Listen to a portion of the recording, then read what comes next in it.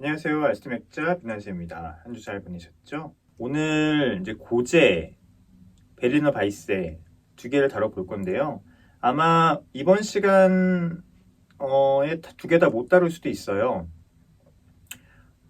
제가 현장에서 느낀 이야기도 좀 해드리고 맛있는 이야기도 좀 해드릴 거고요. 그렇기 때문에 아마 다음 시간까지 걸쳐서 이 두 맥주 이야기를 해드리지 않을까 싶고, 아마 제가 해드리는 얘기는 고지 얘기가 좀 더 많이 있을 것 같아요. 베를리너 바이스 당연히 베를린 가서 마셔봤거든요. 그런데 이제 많이 사라진 맥주죠.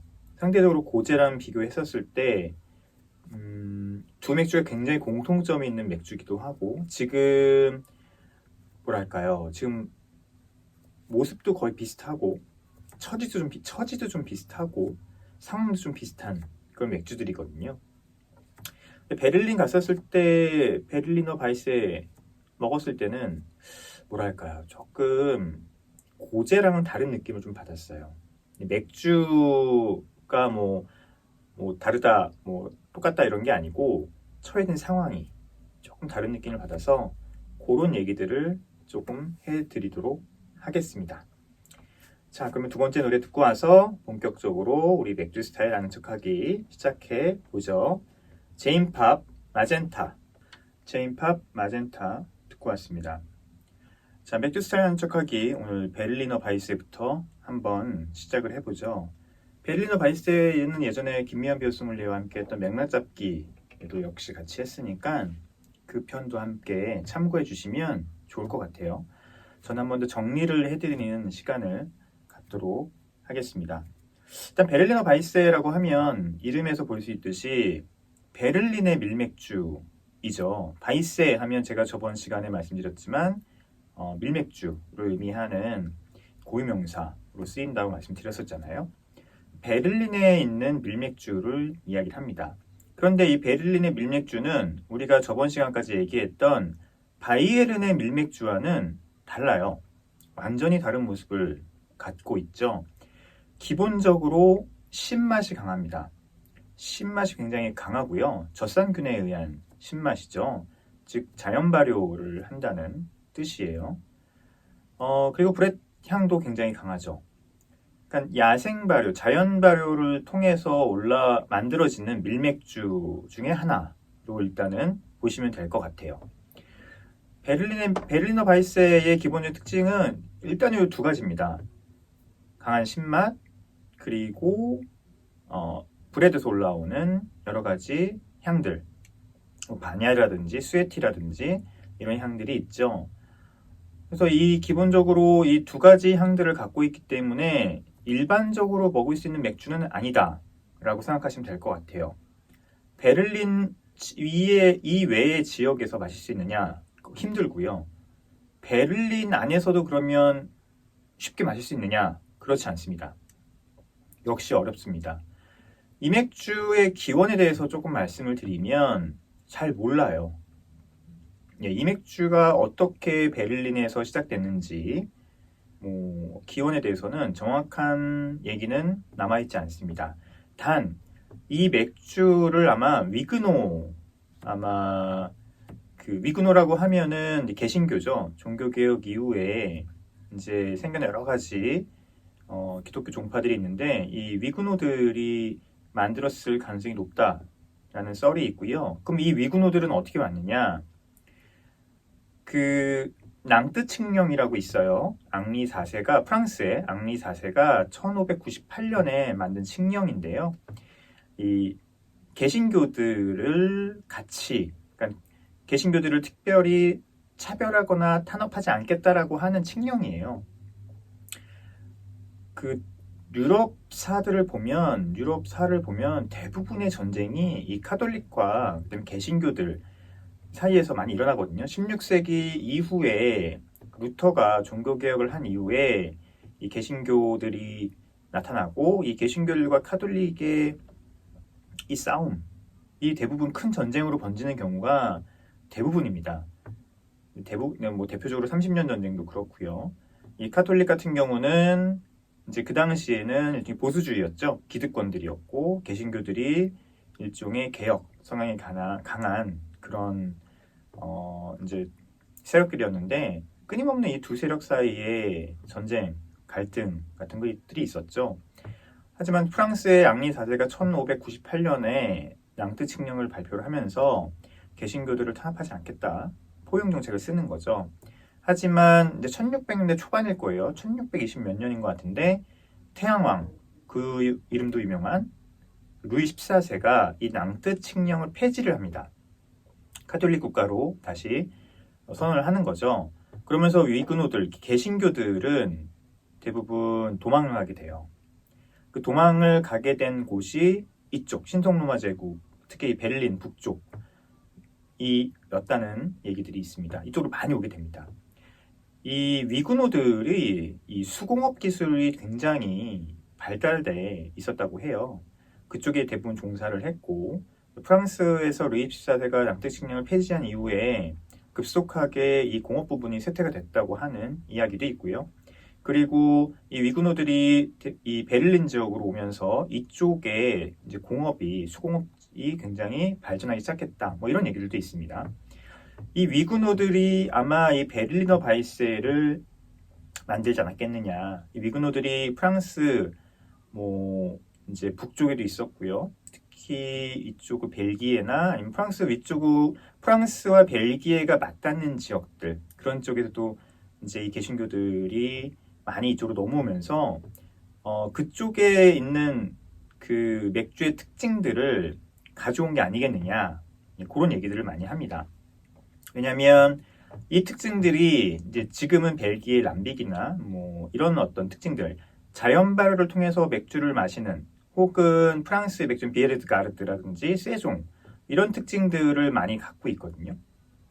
그러다 보니까 아마 베를린의 바이세는 위그노들이 와서 만든 맥주가 아니겠느냐 그런 얘기들을 하곤 합니다. 이거는 그냥 재미있는 썰로서 하나 알아두시면 좋을 것 같고요. 근데 베를리너 바이세는 현대적으로는 굉장히 마시기 힘든 맥주 스타일이 됐습니다. 저는 이 오리지널은 아직 못 마셔봤어요. 오리지널 베를리너 바이세. 그러니까 베를리너 바이세는 너무 이 신맛도 강하고 불의향도 강하기 때문에 시럽을 대부분 타서 먹거든요.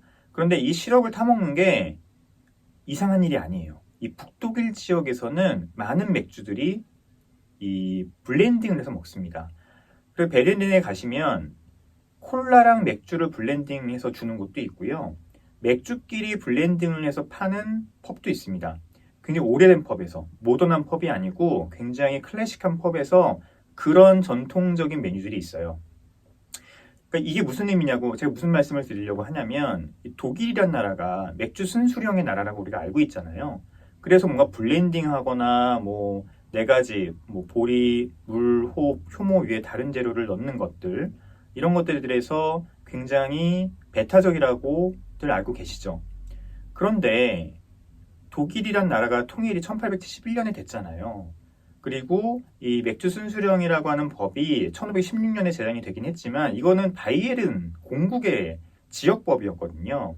1871년 이후에 독일이 통일되면서 바이에른 남부 독일을 대표하고 있던 바이에른이 북독일을 대표하고 있던 프로이센과 만나서 통일을 이야기하면서 이 바이에른이 내걸었던 것 중에 하나가 자신들의 맥주 순수령을 독일 제국법으로 승격시키는 것이었어요. 그리고 그 당시에 프로이센의 왕이었던 비레르 1세나 이런 사람들이 봐도 그게 나쁜 건 아니었고 그래서 그 이후에 이 독일의 맥주 순수령은 그 이후에 독일 전 제국에 적용이 되기 시작합니다.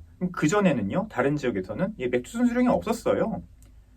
그러니까 이 맥주 순수령이 아주 오래전부터 독일 전체에 적용됐다고 하는 생각은 잘못된 거죠.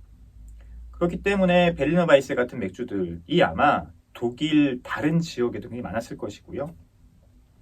어쨌든 보면은 뭔가 블렌딩 하는 게 독일에서는 안 될 것 같지만 아니에요. 베를린에 가시거나 아니면은 라이프치히 가시면 맥주끼리 블렌딩 하는 것도 있고요. 콜라랑 맥주랑 블렌딩 해서 먹는 것도 있고요. 그래서 있는 것들이 그 라들러 같은 것도 그런 거잖아요. 소다랑 뭐 맥주랑 블렌딩 하는 것도 그렇고, 이 베를리너 바이세처럼 워낙 그 원액, 그러니까 오리지널 베를리너 바이세, 아무것도 안 섞은 발효가 막 끝난 람빅 같은 느낌일 거라고 저는 생각을 하는데, 그런 베를리너 바이세는 마시기가 쉽지 않단 말이에요. 그렇기 때문에 시럽을 많이 타서 먹습니다. 여러 가지 시럽들이 있는데 라즈베리 시럽도 있고요, 흰베리 같은 우드러프 초록색 시럽도 있고 여러 가지 시럽들이 있죠. 그리고 향신료도 같이 넣어서 먹는 그런 것도 있어요. 뭔가 블렌딩하는 게 이 북독일 지역에서는 굉장히 이상한 것이 아니다. 전통적으로 그런 것들을 우리가 알 수 있죠. 근데 이 뭔가 블렌딩하고 뭔가 타서 먹는 거는 이 베를리너 바이스뿐만 아니라 고제도 마찬가지입니다. 그건 제가 고제 시간에 같이 말씀드릴게요. 이 베를리너 바이세와 고제는 굉장히 밀접한 관계를 갖고 있어요. 특히 현대적인 고제의 탄생에 베를리너 바이세가 굉장히 큰 역할을 하거든요. 좀 미리 말씀드리면 이 고제라는 맥주가 몇 변을 절멸했다가 다시 태어난 맥주인데, 그러니까 복원한 맥주예요. 이 복원에 결정적인 역할을 한 게 베를리너 바이세의 양조장이었어요. 베를린의 양조장이었어요. 베를린과 그 라이프치는 굉장히 가깝습니다. 뭐 1시간 정도 거리에 있기 때문에 가까운 도시인데, 고제를 잘 복원시킬 그 브루어리가 당시에 없었기 때문에 가장 비슷하다고 생각되는 베를리너 바이세 양조장에 가서 이 고제를 만들었고요. 특히 지금 이 젖산균들, 신맛을 만드는 젖산균들은 일반 양조장들에선 다루기 힘들기 때문에 이 베를리너 바이세 양조장에서 또 도움을 줄 수밖에 없었죠. 굉장히 밀접한 관계를 갖고 있고요. 라이프치히에서 고제 드실 때 보면 시럽도 넣고요.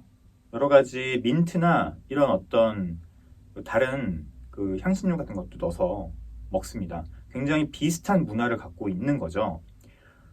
굉장히 밀접해요. 네. 어쨌든 그 얘기는 고제 시간에 다시 더 자세하게 말씀을 해드리고요. 베를리너 바이세는 알코올 도수가 낮습니다. 한때 베를리너 바이세 같은 경우는 베를린에 굉장히 양조장이 많았다고 해요. 몇백 군데가 되는 양조장에서 만들었던 맥주라고 하고요.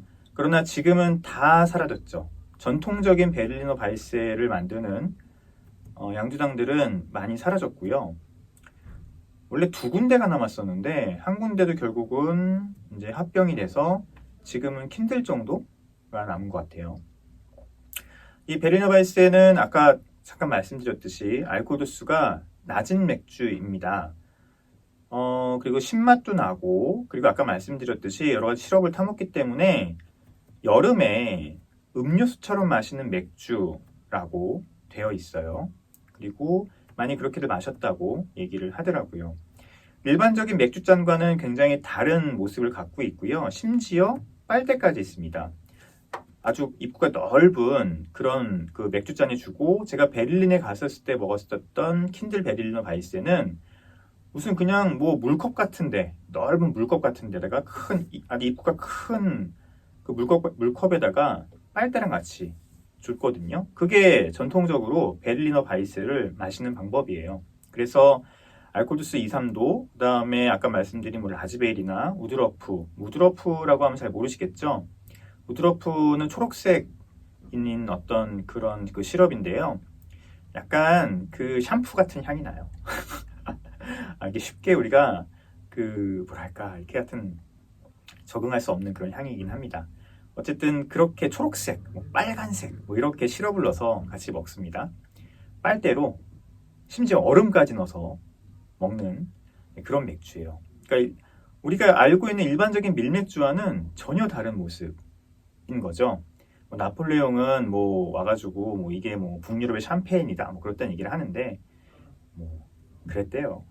그래서 저는 베를린에 가기 전에 이미 이 베를리너 바이스를 마셔봤어요. 그러니까 제가 2020년에 베를린을 갔거든요. 그전에도 이미 이 베를리너 바이스를 마시고 깜놀했던 기억이 있는데, 몇 년도인지 모르겠네요. 꽤 오래 전인데, 제가 독일을 갔었을 때 맥주를 굉장히 많이 마시고 사오기도 했었는데, 어느 지역이지? 어느 지역 가서 맥주를 구입하는데 이 맥주 베를리너 바이세, 특히 킨들 베를리너 바이세가 있더라고요. 병맥주로. 그래서 제가 뭐 흰베리, 우드러프, 뭐 다른 종류 몇 가지를 사서 이제 한국에 와서 시음을 했고요. 그 당시 처음에 베를리너 바이세를 시음했었을 때는 신맛이 너무 강해서 정말 깜짝 놀랐어요. 제가 신맛을 이렇게 좋아하지 않기도 하고, 그리고 맥주에서 그 정도 강도의 신맛이 나는 것에 정말 깜놀했던 기억이 있습니다. 그리고 그 병맥주는 이미 시럽이 타 있는 맥주들이었거든요. 그 뭐랄까요, 약간 인공적인 시럽의 향에 굉장히 인상이 깊었던 그런 맥주예요. 이렇게 또 마시고 싶지는 않은. 그래서 그러나 베를리너 밀맥주가 이런 모습이구나, 뭐 이런 느낌을 받았었는데, 생맥주를 마시고 싶어서 베를린에 갔었던 기억이, 베를린에 가서 일부러 그 베를리너 바이세, 베를리너 바이세, 오리지널 베를리너 바이세를 파는 곳을 찾아갔던 기억이 있습니다. 베를린에 가서 굉장히 여러 군데 펍을 돌아다녔는데, 베를린가는 그냥 메트로폴리탄이에요. 독일 다른 도시에서는 전혀 느낄 수 없는 그냥 그냥 서울입니다, 서울.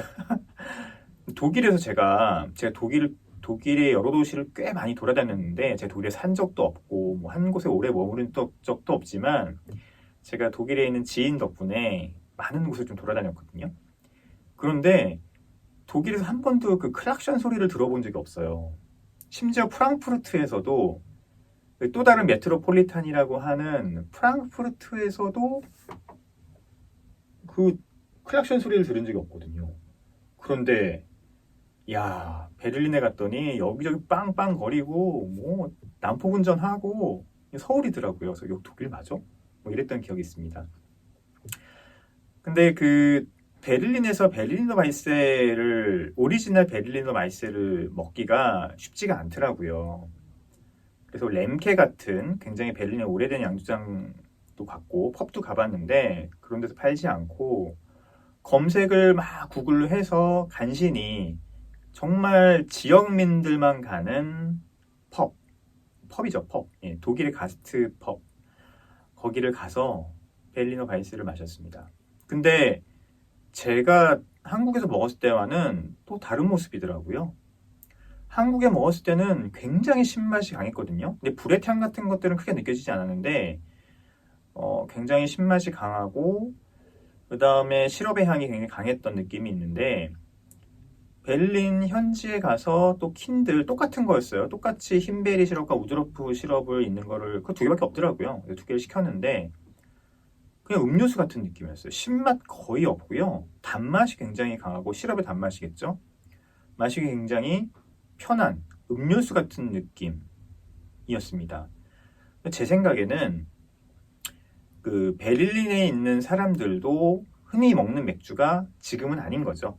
베를리너 바이세가. 그러니까 우리나라 무슨 전통주 같은 느낌인 거고, 베를린에 가면 라거들 많이 팔고 있어요. 좋은 라거도 많이 팔고 있고, 대중적인 라거도 많이 팔고 있고, 대부분 그런 맥주를 먹죠. 그러니까 일부러 베를리너 바이세를 먹는 사람들도 있을 텐데, 강한 신맛은 너무 대중적이지 않잖아요. 그러다 보니까 거기서 시럽을 탈 때 굉장히 많이 타는 것 같더라고요. 그래서 신맛이 상대적으로 좀 덜 나고 단맛이 굉장히 올라오는 그런 느낌의 베를리너 바이세, 킨들 베를리너 바이세를 먹었던 이 기억이 있습니다. 이 베를리너 바이세 같은 경우도 이 크래프트 씬에서 다시 멱살 잡고 끌어올린 맥주라고 할 수 있어요. 베를리너 바이세도 거의 사라졌던 맥주죠. 거의 절멸이 된 맥주라고 볼 수 있어요. 그런데 이 베를리너 바이세를 이 미국의 크래프트 씬에서 발견을 해서 이제 뭐 또 새로운 거 없나? 하고서 막 찾아봤더니 이 베를리너 바이세가 걸린 거죠. 그래서 미국에서 이 베를리너 바이세를 크래프티한 방향으로 이제 만들어서 끌어올렸고, 그 크래프트 맥주를 좋아하는 사람들이 이 맥주를 또 선호하게 되면서, 특히 이제 신맥주, 젖산균을 이용한 여러 가지 맥주들이 본격적으로 선보일 때 이 베를리너 바이세도 같이 선보이게 된 거죠.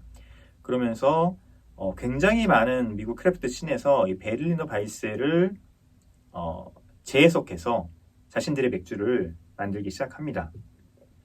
그리고 다시 이 영향이 베를린에 영향을 다시 미친 거예요.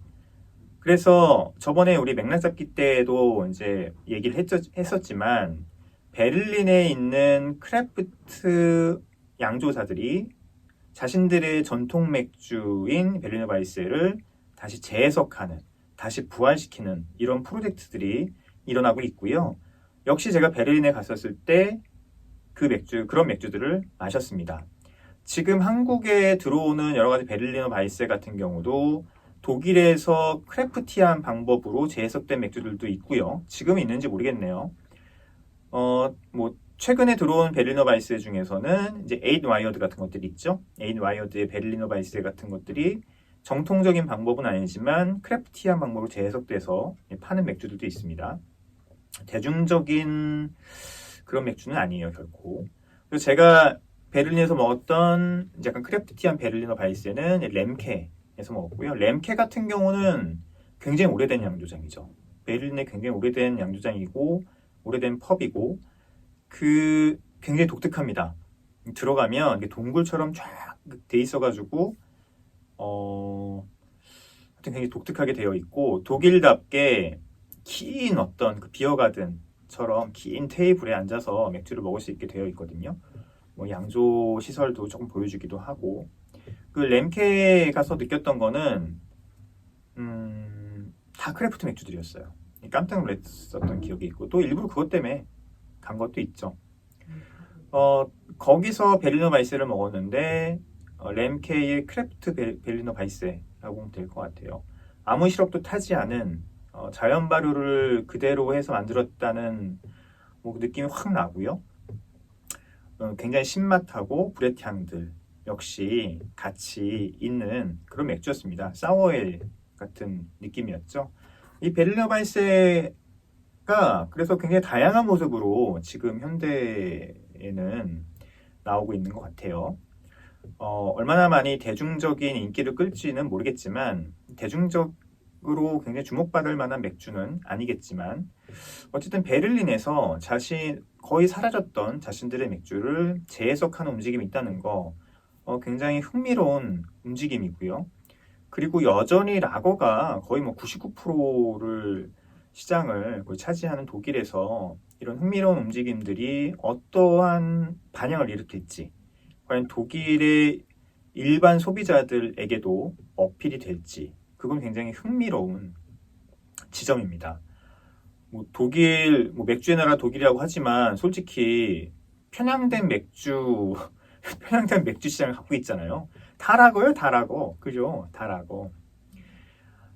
이런 편향된 입맛을 갖고 있는 독일 맥주 소비자들은 과연 이 베를리너 바이스를 보고 어떤 느낌을 가질지 개인적으로 궁금합니다. 과연 그들이 이것을 맥주라고 생각할지. 놀랍게도 이건 제 추정인데 안 그럴 가능성도 있어요. 그 맥주 막 몇십 년 마셨다고 내가 몇 살 때도 맥주를 마셨는지 이런 이제 소위 얘기하는 맥주 꼰대들이 있잖아요. 독일에도 있거든요. 그런 사람들이 과연 이 베를리너 바이스의 독일 맥주거든요. 드셔보세요. 그러면 이거 맥주도 아니야 이럴지 않을까 이런 생각을 좀 해봅니다. 베를린 근데 아까 전에 제가 좀 드렸던 말씀 중에서 고제랑 좀 다른 느낌이었다고 얘기를 했잖아요. 무슨 생각이 들었냐면 고제 때도 말씀드리겠지만 고제도 비슷한 지금 이제 환경에 처해 있잖아요. 근데 라이프치 갔을 때랑 베를린에 갔을 때 좀 달랐어요. 그러니까 고제도 역시 베를리너 바이스처럼 크래프트가 멱살 잡고 끌어올린 그런 맥주인데 라이프치에서는 이 고제를 조금 더 좀 진취적이고 활발하게 다시 부활시키고자 하는 그런 느낌을 좀 받았다고 하면 베를린에서는 그런 느낌을 좀 받지 못한 것 같아요. 여전히 움직임들이 이렇게 활발하게 일어나는 것 같지는 않고 또 소비가 많이 되는 것 같지는 않고 그래서 제가 베를린의 아주 전통적인 독일 펍에 가서 베를리너 바이스를 마시면서 드는 생각은 뭐랄까요? 좀 되게 올드하고 이렇게 뭐랄까요? 방구석에서 이렇게 늑다리 이렇게 뭔가 먹는 그런 느낌이 좀 들었거든요. 진짜 오래된 그 느낌. 그래서 이제 목수만 깔딱깔딱 붙어 있는 그런 느낌을 킨들 베를리너 바이스에서 좀 받았어요. 일반 베를린에 있는 양조장들이 베를리너 바이스를 조금 더 재해석해서 새롭게 변모하고자 하는 움직임이 있다면 제 생각에는 킨들이라고 하는 이제 오리지널 베를리너 바이스의 명맥을 간신히 잇고 있는 이 양조장에서도 옛날의 전통적인 방식만 추구할 게 아니라 조금 더 진보적인 진보적인 생각을 갖고서는 이 베를리너 바이스를 좀 발전시키면 어떨까라는 생각을 했거든요. 오리지널은 오리지널대로 당연히 가져가고, 하지만 자신들이 갖고 있는 브랜드나 아니면은 기술들이 있을 테니까 분명히 일반적인 다른 크래프트 양조장에서 베를리너 바이스를 재해석하는 것과 킨들과 같은 곳에서 베를리너 바이스를 재해석하는 일, 굉장히 다른 관심을 가질 거거든요. 오리지널 바이스비어라고 하는 베를리너 바이스를 갖고 있는 그 양조장에서 잘 봐, 이제 우리가 이것을 현대적으로 다시 조금 재해석해서 만들 거야 라고 특별판 같은 것들을 만들어 주거나, 아니면 조금 더 대중적이지만 재밌는 모습으로 좀 유연한 방법을 갖고 좀 더 진보적인 방법으로 생각을 갖고서 만들면 제가 봤을 때는 파급력이 있을 것 같은데, 그런 면이 좀 아쉽다라는 생각이 들고, 또 이게 고제 브루어리와는 좀 다른 모습인 것 같아요. 이제 뒤에 말씀드리겠지만 고제에도 라이프치거 고제와 오리지널 리터구츠 고제 같은 이제 두 양조장들이 이렇게 두 산맥들이 있는데, 여기서는 굉장히 다양한 모습들을 갖고서는 고제들을 재해석하고 있거든요. 베를리너 바이스에도 좀 그랬으면 좋겠다. 아니면 진짜 오리지널 그 모습 그대로 좀 판매하면 어떨까. 시럽을 넣어서 대중적으로 만드는 것도 좋은데, 차라리 아예 극단적인 것들을 추구를 하면서 매니아들을 타겟으로 하는 베를리너 바이스를 만들어 보는 것도 나쁘지 않지 않나? 이런 생각들을 좀 했습니다. 베를린에서 느꼈던 베를리너 바이스는 약간 서글픈 마음도 좀 들었어요. 이게 여전히 그냥 사라지고 있는 맥주일 수도 있겠구나. 그런 느낌을 좀 받았던 게 사실입니다. 베를리너 바이스를 좀 정리해드리면, 베를린에 있는 밀맥주고요. 당연히 밀맥주 50% 이상을 사용해야 되고, 자연 발효를 통해서 신맛과 락토바실레스 나는 자연적인 신맛과 그리고 브렛 향들을 갖고 있고요. 그 오리지널은 너무 세기 때문에, 또 대중성도 없기 때문에 이제 흰베리, 라즈베리 시럽을 넣거나 아니면 우드로프, 여러 가지 시럽들 되게 많거든요. 시럽을 따로 팔기도 해요. 타서 먹으라고. 지금은 안 파는 것 같은데, 아예 넣는 것만 파는 것 같은데, 예전에는 시럽만 따로 팔았습니다. 그 시럽들을 타서 먹고, 일반적인 맥주와는 달리게 알코올 도수가 2에서 3도 정도 또 낮기 때문에 입구가 넓은 그런 곳에서 그런 잔에다가 서빙을 하고 빨대까지 서빙을 하면서, 이게 일반적인 독일에서 먹는 맥주와는 완전히 다른 모습을 갖고 있고, 음료수와 같이 먹을 수 있는 맥주로도 이제 알려져 있다. 그렇게 먹는 방식이 진짜 오리지널 베를리너 바이스를 먹는 방식이다 라는 것들을 말씀을 드리겠습니다. 자, 음악 듣고 와서 시간이 얼마 안 남았네요. 시간이 얼마 안 남아서 고제 얘기를 해드릴 수 있을지 모르겠어요. 음악을 듣고 와서 만약에 고제 얘기 못 해드리면 제가 마신 맥주 이야기들을 하고 오늘 시간 정리하도록 하죠. 최자의 껄무새 듣고 왔고요. 제가 이거 책을 안 읽어드렸네요. 고제는 다음 시간에 하고, 베를리너 바이스의 책을 이제 읽어드리고 정리하면 오늘 시간을 마칠 수 있을 것 같습니다. 자, 한번 읽어볼까요? 19세기 초반 북부 독일 전역에서 난동이 일어났을 때 나폴레옹 군대는 인상이 절로 찌푸려지는 신맛을 발견한다. 군인들의 입을 거쳐 간 수많은 술 중에서 시큼하고 거품이 많은 에일 하나가 깊이 각인되어 북부의 샴페인이라는 별명을 불리게 되었다. 제가 아까 해드린 얘기죠. 프랑스 사람이라면 이 맥주를 샴페인에 비교하겠지만 내 생각에는 이 탁한 베를리너 바이세는 상쾌한 만큼 무지막지하게 시큼한 무설탕 레모니드와 닮았다. 그렇게 탁하지 않아요. 오리지널 바이세, 베를리너 바이세는 필터링을 합니다. 생각보다 투명합니다. 딱 필요한 만큼의 시큼한 맛을 내기 위해 연노란색 밀레일은 따뜻한 온도에서 발효되는 효모와 락토바실러스 박테리아를 만드는데 이 박테리아가 매력적인 신맛의 풍미를 생성한다. 다른 현지에서는 락토바실러스 주스를 야생 효모인 브레터노마이스에서 섞는데 이 효모는 시큼하고 고약한 냄새가 나는 별개의 람비로 만든 필수 원료다. 뭐 일부러 섞는 게 아니고 자연적으로 있는 야생 자연 발효를 하는 거죠. 뭐 와일드에일이나 사워에일은 일부러 락토바실러스를 넣거나 브레터노마이스를 넣지만 베르너바이스나 람빅 같은 경우는 일부러 섞는 건 아닙니다. 오해의 소지가 있네요. 자, 이 기원과 관련해서는 베를리너 바이스의 기원과 관련해서는 확실한 설명이 없다라고 하는데 영국 맥주 저술가 로저 프로츠는 세계 클래식의 병맥주에서 베를리너 바이스의 스타일이 시큼한 적색과 갈색의 에일을 선호했던 벨기에 플랑드르 지역과 프랑스에서 온 개신교도인 위그노 교도에서 유래했다고 단정한다. 네, 여기서 아마 이제 유래된 얘기인 것 같아요. 알다시피 17세기 후반 많은 사람들이 종교적 박해를 피해 독일로 이주했다. 17세기 낭트 칙령을 이 루이 14세가 폐지하면서 이쪽으로 다 넘어온 거죠. 또 다른 썰은 베를리너 바이스가 17세기 베를린에서 아마 또 인기 있었던 보리와 밀로 만든 어두운 색조의 에일인 할베슈테너 브로이한에서 유래했다는 것이다. 이런 썰도 있네요. 이 기원이 확실하진 않습니다. 한때 19세기에는 250곳 이상의 양조업체가 유례 없는 주문 제작 방식으로 베를리너 바이스를 생산했다고 하네요. 이것도 고제랑 거의 비슷해요. 고제도 엄청나게 한때 19세기에 인기가 있었거든요. 그러다 확 사라졌죠. 뭐 때문에? 필스너, 라거 때문에 그렇습니다. 일부 독일 사람들은 시큼하다고 좋아했으며 또 일부는 물에 타거나 라거와 섞어 마셨다. 이 블렌딩이 이 북독일 지역에서는 이상한 방법이 아닙니다. 맥주끼리 섞어 마시는 게. 시큼함을 좀 더 줄이는 더 전형적인 방법은 라즈베리 맛의 딸기 시럽, 라즈베리 시럽이죠. 레몬 시럽, 그리고 허브향의 갈퀴제비 시럽, 이게 우드러프 시럽이에요.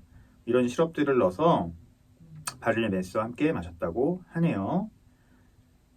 그리고 독일에서는 전통적으로 시큼한 에일을 커다란 사발 모양의 잔에 빨대와 함께 제공한다. 예, 맞습니다. 그렇게 진짜 마시고요. 베를리너 바이스는 빨대로 마셔도 웃음거리 되지 않는 유일한 맥주가 되었다. 그래서 재밌죠. 빨대로 마시는 맥주, 그게 베를리너 바이스예요. 빨대가 함께 제공됩니다. 하지만 이건 사발 가득 담긴 베를리너 바이스를 찾을 수 있다는 가능한 얘기고 청량하고 투명한 라거를 찾는 사람들이 많아지자 20세기 문턱에서 베를리너 바이스를 생산하는 양조장이 바이온 스테판과 베를리너 킨들 등 소수밖에 남지 않았다. 네, 얼마 안 남았습니다. 다 사라지고요. 이 라거가 세상을 지배하기 시작하면서 그 전통적으로 만들어지던 맥주들은 많이 사라졌어요. 제가 이 관련해서 지금 글을 하나 쓰고 있는데 베를리너 바이스 하나 넣어야겠네요. 하지만 추도사를 쓰기엔 시기상조다. 미국 양조업체들 덕분에 베를리너 바이스가 드디어 살 길을 찾게 되었다. 네, 크래프트 씬에서 역사를 잡고 다시 끌어올렸죠. 그래서 뭐 이런 미국의 크래프트 맥주들이 뭐 이렇게 만들었다라고 하네요. 참고로 독일에서는 베를린에서 양조되는 베를리너 바이스에만 이 이름을 붙일 수 있다. 이런 맥주들 많죠. 뭐 캐시도 그렇고 알트도 그렇고 베를리너 바이스도 그렇고 막 이런 어떤 법적으로 보호받는 이름들이 있습니다. 자, 여기서는 다 미국 맥주들만 베를리너 바이스의 하나로 소개하고 있는데요. 더브루어리 맥주를 보면 호텐노트 베를리너 바이스 알코도수 3.1도예요. 베를리너 바이스는 알코도수가 2에서 3도입니다. 음료수처럼 마시는 맥주라고 보시면 되고요. 이건 사실 고제도 마찬가지예요. 뒤에서 나중에 고제를 말씀드릴 때 정리를 해드리도록 하겠습니다. 자, 이렇게 베를리너 바이스를 정리를 하죠.